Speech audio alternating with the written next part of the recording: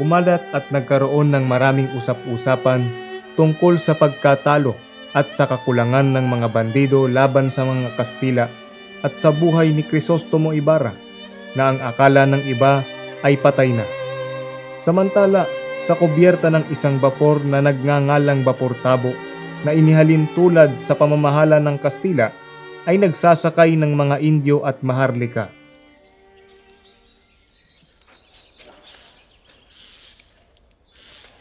Ang babaw talaga ng ilog na ito. Ang bagal tuloy ng takbo ng makina. Magandang umaga, Don at Donya. Gandang umaga din sir. Magandang solusyon ay gumawa ng ilog, papasok at paglabas ng maglalagos ng Maynila. Malaking pera ang ating magugugol. Saan natin gagamitin ng pera na ipambabayad sa gagawa? Di sila babayaran, isa lamang silang mga alipin. Sila dapat gagawa ng kanal ng ilog nito.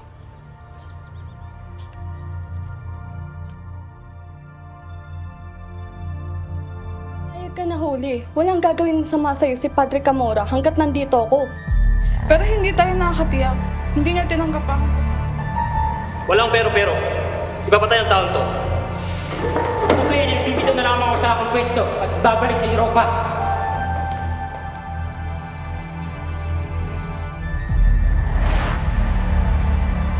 Bakit ba inaangad niyo na matutunan ng wikang Kastila? Darating din naman ang panahon na matutubuan kayo ng uban katulad ko. Baka sabihin ninyo hindi ko kayo napabulaan sa aking mga sinasabi.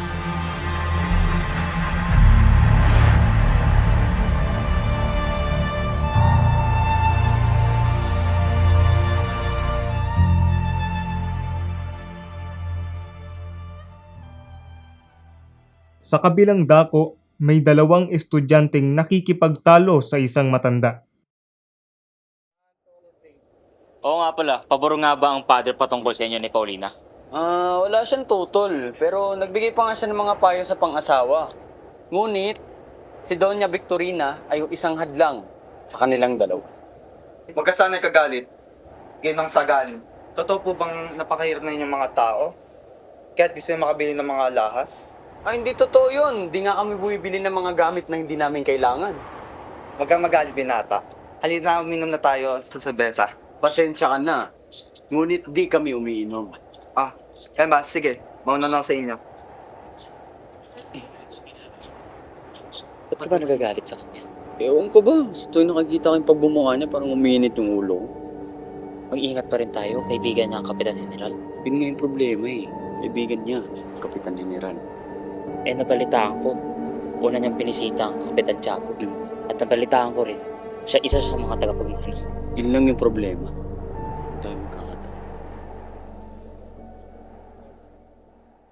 Bumalik si Simon sa kubyerta at narinig na nagkukwento ang kapitan tungkol sa mga alamat.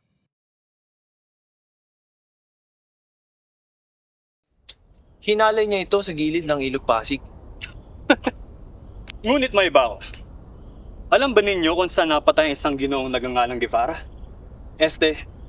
Isang ginoong nagangalang Ibarra. Siya si Crisostomo Ibarra. Ngayon naman balita galing sa mga humuli dito nung siya ay malapit lang mahuli, bigla itong tumalon sa bangka.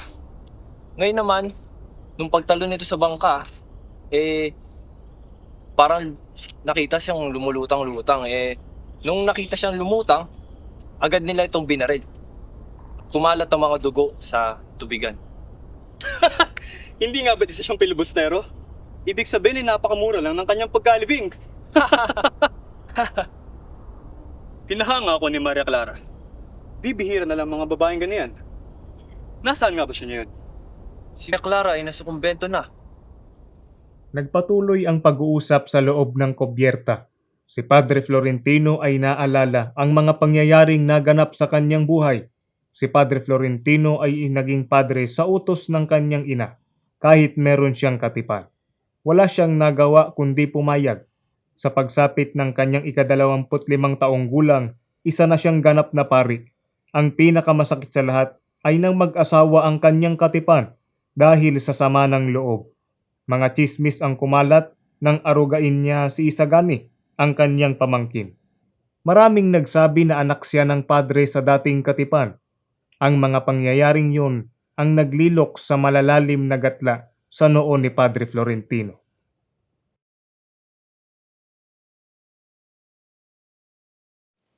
Naalala niyo pa ba si Cabezang Tales? Siya ang nag-aruga kay Basilio. Si Tales ay namatayan ng asawa at anak na dalaga. Siya'y naging kabesa de barangay ngunit ayaw niya sa trabahong ito. Kinukuha ng mga praile ang kanilang lupain at ang anak niyang si Tano ay naging gwardya sibil at si Huli ay napilitang isanla ang sarili para matubos ang ama.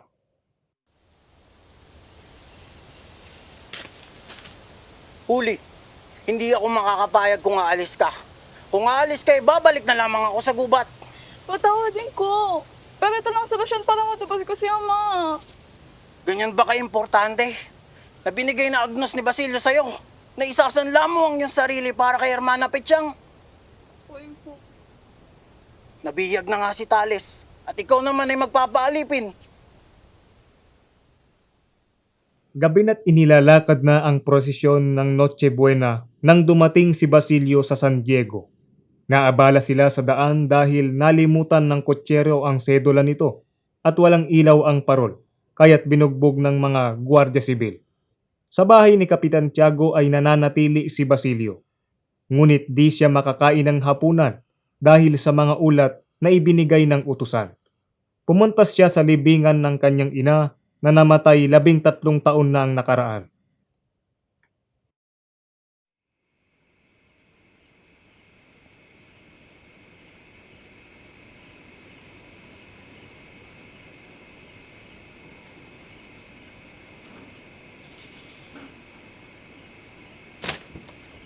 Huwag ka lumapit kung ayaw mamatay. Kita na po tayo 13 taon na po ang nakakalipas.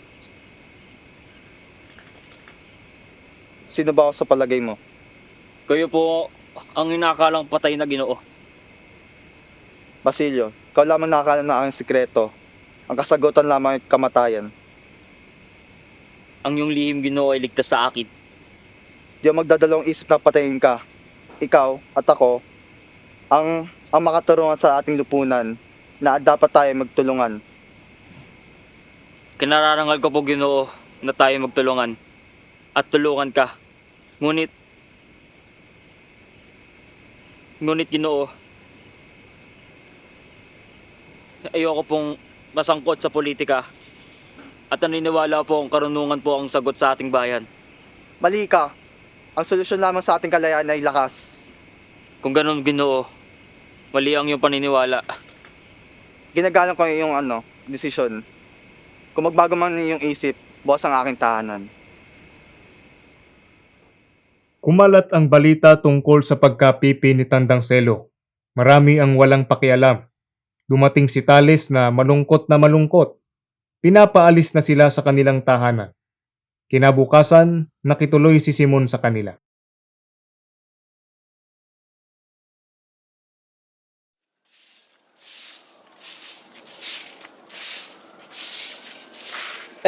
Pasok po kayo, Ginoong Simon. Maraming salamat. Ano pong atin, Ginoong Simon? May tanong ako.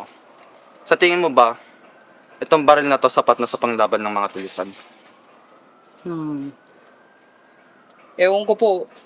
Pero meron na silang mga baril na malayo na rin ang narating.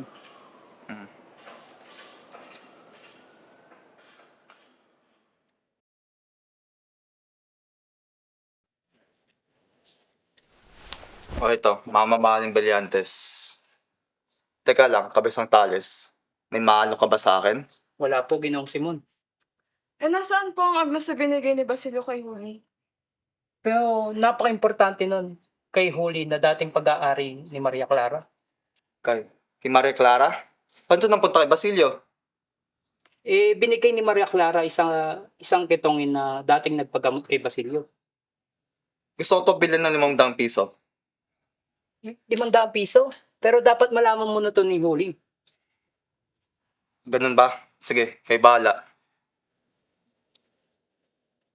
Kinabukasan, nakita ni Simon na nawawala na ang kanyang revolver at nakita ang isang liham. Laking tuwa ni Simon nang makita ang agnos ni Maria Clara. Nang gabing yon, 3 bangkay ang natagpuan. Pugot ang mga ulo, may sumpal ng lupa sa bibig at may katagang talis.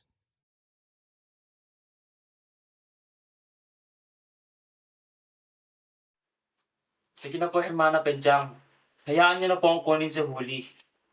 Di ba pa sapat ang pagpapaalila niyo sa kanya? Kung gayon ang nangyari, di sana hindi ko na lang siya pinautang. Hindi rin naman pala totoo ang aking salapi. Huwag na po kayo tumutol, Hermana Penchang. Handa naman po akong magbayad. O, sige. Payag na ako.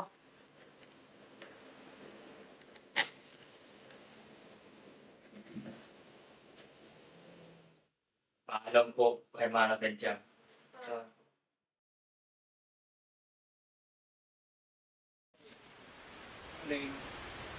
Alam mo, pre, ayaw ko nang mag-aaral.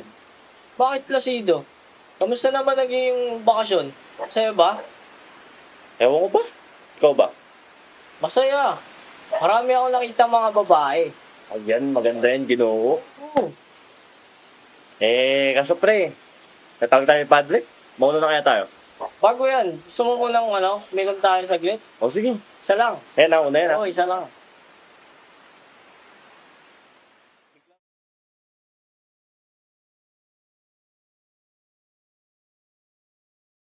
Pumunta si Isagani kay Ginoong Pasta, isang bantog na abogado, upang pakiusapan na kung maaari ay mamagitan ng sang-ayon sa kanila kung sakaling sumangguni si Don Custodio. Ngunit di pumayag ang abogado dahil ayaw makialam sa maselan na usapin. Marami siyang pag-aari kaya kailangang kumilos ng ayon sa batas.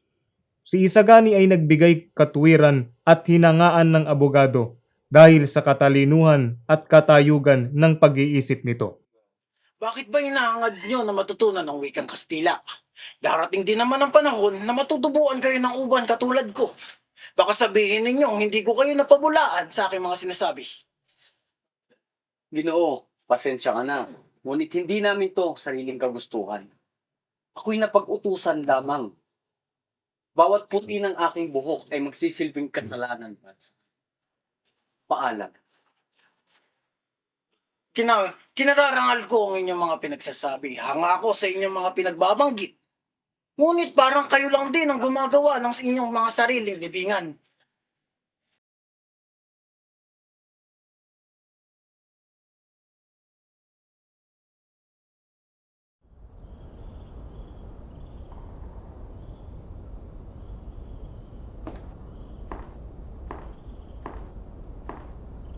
Makinig ka. 9,000 yung utang na gagawin kong 7 kung papayag ka na itago ang mga ilang kaan na baril na darating ngayong gabi. Sige. Parang nga ka.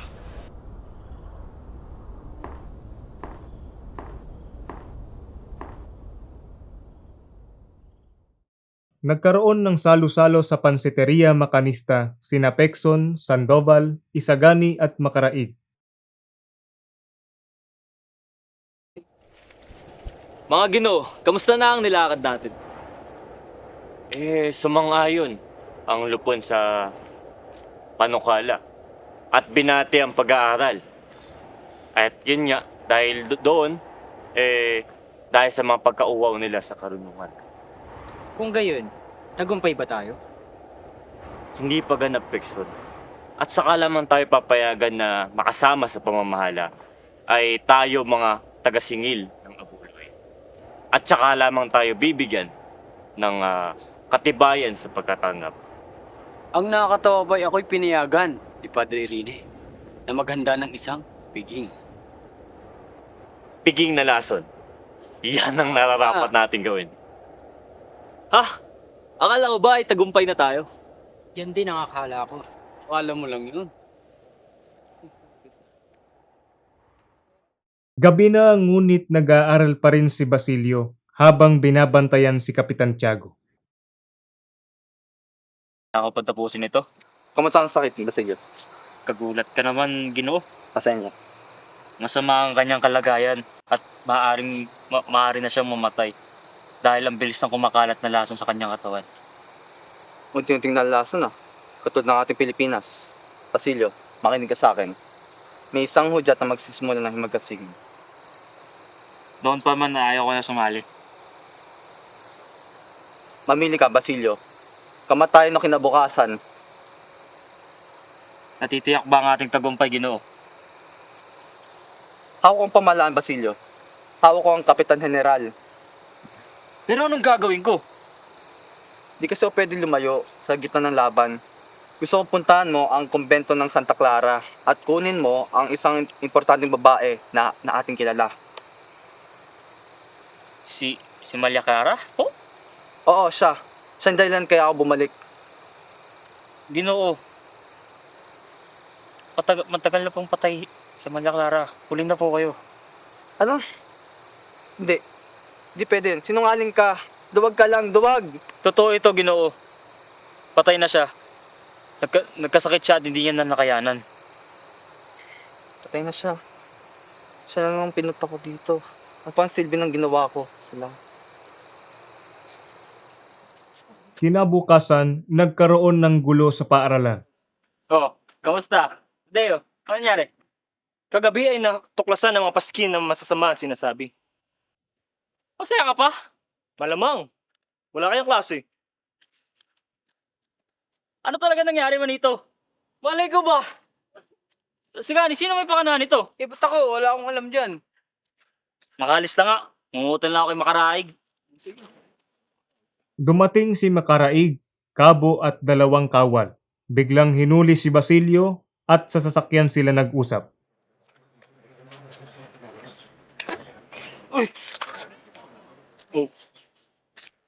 Makaraig. Pwede ba akong mangutang?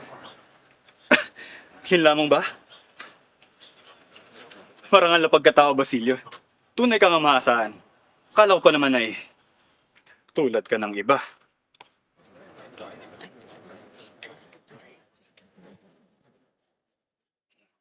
Nadakip ang mga estudyante at kasali na rito si Basilio. Sinabi ito ni Padre Irene kaya't sumama ang loob ni Kapitan Tiago. Ito ang naging dahilan ng kanyang kamatayan. At naging magarbo ang libing ni Kapitan Tiago. Lumaganap ang balita at umabot rin ito kay Huli. Pumayag ka na, Huli. Walang gagawin masama sa'yo si Padre Camora hanggat nandito ako. Pero hindi tayo nakakatiyak. Hindi niya tinanggap aking pasasalamat. Maniwala ka. Hahayaan mo na lang bang mabulok sa kulungan si Basilio? Sige na. Tungon tayo sa kumbento. Ay kung ayaw mo, umalis na lang tayo. Hindi na nalaman kung ano ang nangyari sa loob. Tahimik noon nang mahulog ang isang katawan mula sa itaas at ang paglabas ng parang nababaliw na babae. Marami ang naidulot ng mga paskin. Marami rin ang hindi nakapasa. Kumalat rin sa bayan ang pagpapakasal ni Juanito Pelais at Paulita Gomez. Tama ba na hindi nasigsigani ang iyong papakasalan? Oo, Juanito, tama ka. Ikaw na ang aking pakakasalan. Ayoko na kay Isagani sapagkat iba ang kanyang mga pangarap. Tumira sa nayon? Hindi yun ang aking gusto. Gusto ko maglakbay at tumira sa syudad. Juanito, ikaw ang pakakasalan ko. Talaga? Nako, matutuwa si ama na ito. Papapuntahin ko si Simon at Kapitan General sa ating kasal.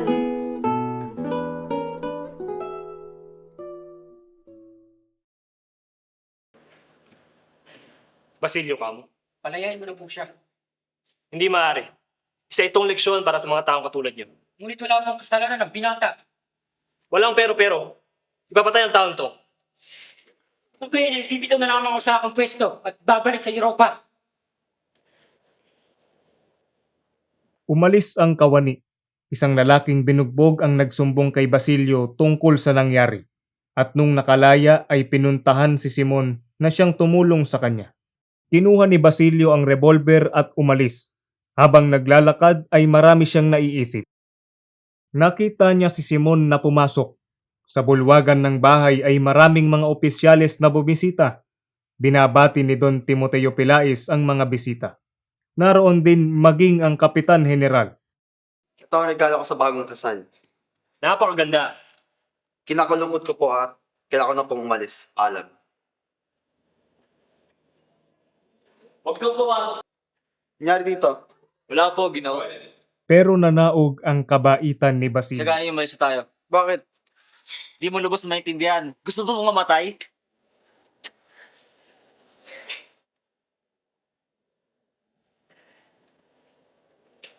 Samantala, isang liham ang nagpalipat-lipat. Juan Crisostomo Ibarra? Sino siya?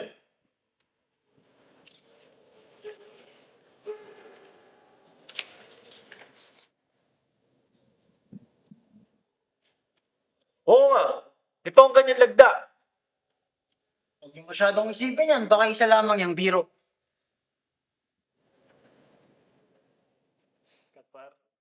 Isang mabilis na anino ang kumuha ng lampara at tumalon sa may ilog.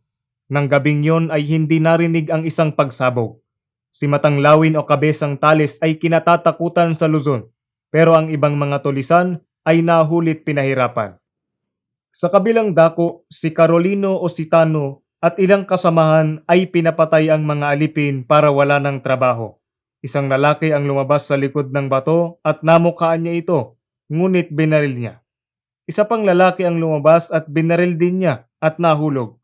Nakilala niya na ito pala ang kanyang ingkong, na sabay turo sa lalaking nahulog na siyang si Tales. Nakatanggap si Padre Florentino ng isang telegrama. Natakot si Don Tiburcio de Espadaña dahil inakala niyang siya ang tinutukoy na huhulihin kaya't nagmamadaling umalis. Nahulaan ni Padre Florentino na si Simon ang tinutukoy sapagkat dumating itong duguan. Inalagaan niya ito.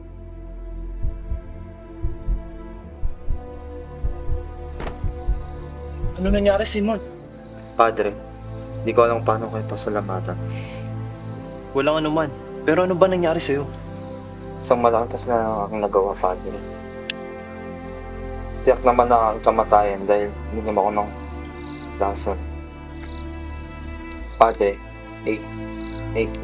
may papatapad po ako sa inyo. Ako po si Juan Crisostomo Ibarra. Diyos ko. Nangumpisal si Simon at sa huling sandali ay ipinikit ang mga mata at hindi na idinilat kailanman. Panginoon, sana patawaran niyo po ako. Mapatawad ka niya. Marahil hindi niya lang magugustuhan ng iyong pamamaraan. Kahit ako lang ang durusa.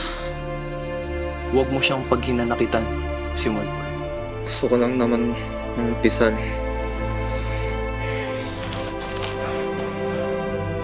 Kawaan sana yung kaluluwa.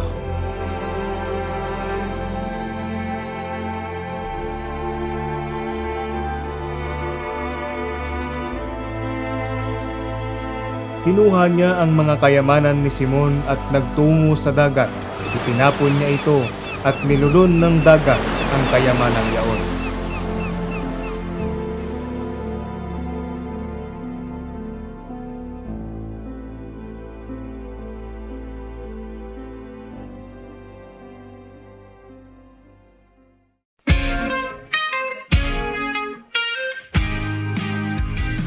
Malunas ay sa pagpasok ng isang kanal, ang ilog ay Ang babaw talaga ng ilog na ito. Kaya ang... Mayaman to eh. Oh, Basilio. Tanggagulat kasi ng ano.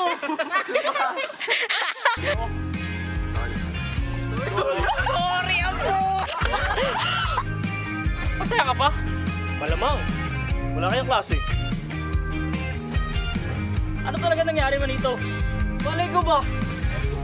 Sige, sino may pakanahan ito? Ikot ako, wala akong alam dyan.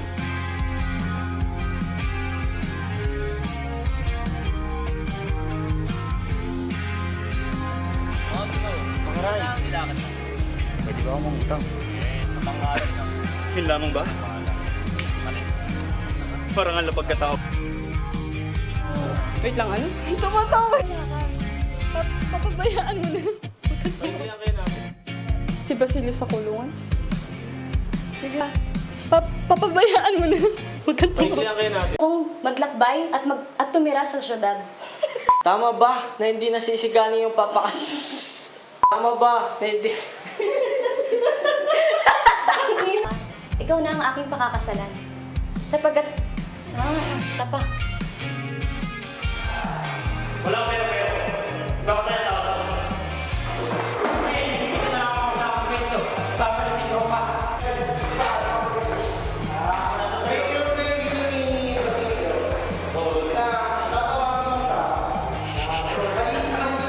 Sa tingin mo ba, kaya ba tong baril na to sa pang... Mali na. Mali. Tatingin siya eh. Hindi, hintayin mo, ano. Sa may ba? Ewan ko po. Pero, Hindi ako makakapayag na ikaw. Ay, halaga ang binigay na Agnos sa'yo ni Basilio. Na kaya mo magpakalipan kay Asitales. At ikaw naman ay magpapaalipin sa 25 put. Pasensya ka na, Bin. Hindi na gusto ko. Bakit na humingiti kasi? Sandaman. Bawat puti ng aking buhok ay nagsisilbing ka marami.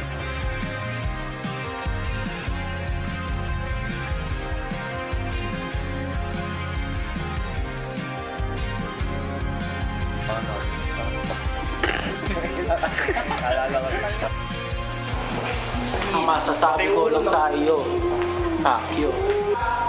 Pinipilitan mo, papasukin si Edgen dito hanggang hindi na lang nakakakala. Sa pagkapas ni Basilio. Mike man. Kala niya baby charan niya. Mike man. Subo mo nga.